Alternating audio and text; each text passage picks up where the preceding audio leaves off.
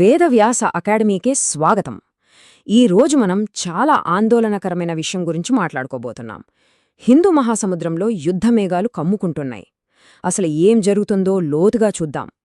పశ్చిమాసియాలో మొదలైన చిన్న నిప్పురవ్వ ఇప్పుడు హిందూ మహాసముద్రం దాకా పాకింది.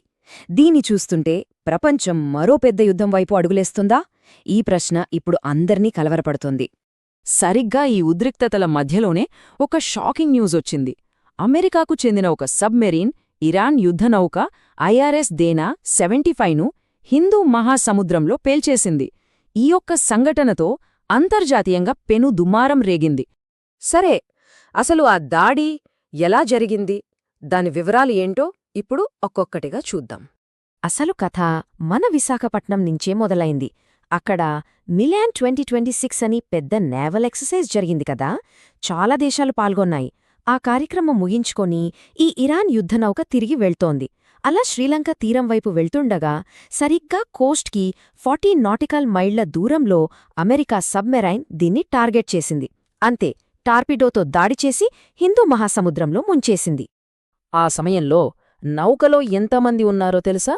ఒక్కరు కాదు, ఇద్దరు కాదు, ఏకంగా 180 మంది సిబ్బంది ఉన్నారు. విషయం తెలిసిన వెంటనే శ్రీలంక నేవీ రంగంలోకి దిగింది. రెస్క్యూ ఆపరేషన్ స్టార్ట్ చేశారు. కానీ వాళ్ల ప్రయత్నాలు ఫలించి కేవలం 32 మందిని మాత్రమే బ్రతికించగలిగారు. ఇప్పటివరకు 87 మృతదేహాలు దొరికాయి. మిగిలిన వాళ్ల పరిస్థితి ఏంటో ఇంకా తెలియట్లేదు. నిజంగా చాలా బాధాకరమైన విషయం. ఈ దాడి మేమే చేశామని అమెరికా ఒప్పుకుంది. అంతేకాదు, వాళ్ల రక్షణ మంత్రి పీట్ హెక్సెత్ ఏమన్నారంటే, రెండో ప్రపంచ యుద్ధం తరువాత శత్రువుపై మేం చేసిన అతిపెద్ద దాడి ఇదే అని.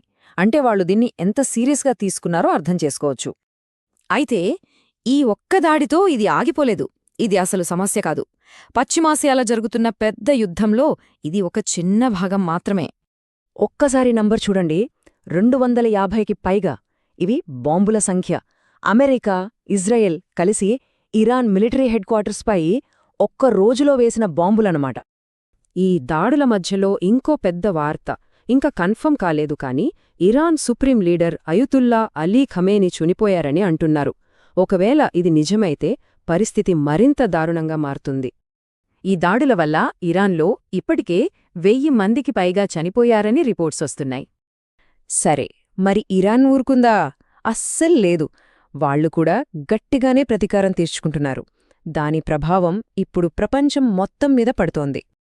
చూడండి, ఇరాన్ ఏం చేసిందంటే అమెరికా, ఇజ్రాయెల్ బేస్ల మీద, ఇంకా ముఖ్యంగా ఆయిల్ రిఫైనరీల మీద డ్రోన్లు, మిస్సైల్స్తో అటాక్ చేసింది.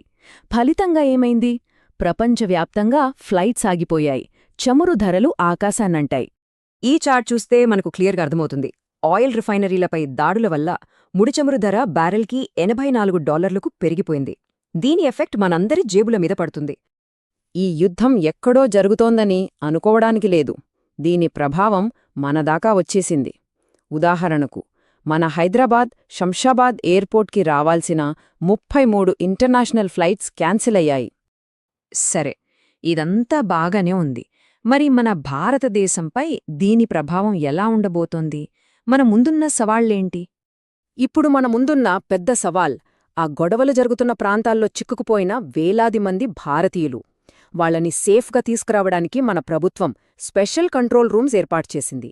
అన్నిటికన్నా పెద్ద టెన్షన్ ఏంటంటే, మన విశాఖపట్నం నుండి వెళ్లిన షిప్ మీద దాడి జరగడం. ఇది మన భద్రతకే నేరుగా విసిరిన సవాల్. ఇవన్నీ చూస్తుంటే మొదట మనమడిగిన ప్రశ్నే మళ్లీ గుర్తుకొస్తుంది. నిజంగానే మనం మూడో ప్రపంచ యుద్ధం వైపు వెళ్తున్నామా? ఈ జరుగుతున్న పరిణామాలపై మీ అభిప్రాయమేంటి? కింద కామెంట్స్లో తప్పకుండా తెలియజేయండి. ఇలాంటి మరిన్ని విశ్లేషణల కోసం మా ఛానల్ వేదవ్యాస్ అకాడమీకి సబ్స్క్రైబ్ చేసుకోండి.